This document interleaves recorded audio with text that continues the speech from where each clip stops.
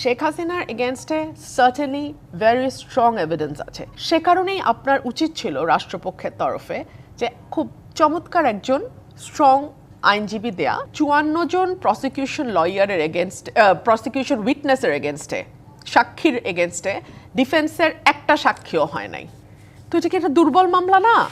সময় যখন পাল্টাবে তখন এই প্রশ্নগুলাই দ্য বিগেস্ট কোয়েশ্চেন হয়ে সামনে আসবে। রাজনৈতিক সংস্কৃতি প্রতিহিংসার উদাহরণ তো দীর্ঘদিন ধরে দেখেছি এবং রাজনীতিতেও এর উদাহরণ যথেষ্ট আছে।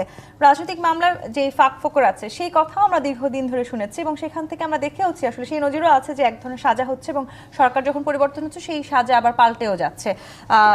শেখ হাসিনা সর্বশেষ 12 বছর আসলে বিরোধী দলের, বিশেষ করে আমি যদি বিএনপির কথাই বলি, তাদের দলের নেতাকর্মীদের যেভাবে আসলে জেলখানা এবং আদালতকে ঠিকানা বানিয়ে রেখেছিলেন, সেই পরিবর্তনটাও কিন্তু আমরা লক্ষ্য করলাম সরকার পরিবর্তনের পর। শেখ হাসিনার এই রায় আসলে সেটিও পরিবর্তিত হয়ে যেতে পারে কিনা সরকার পরিবর্তন হলে?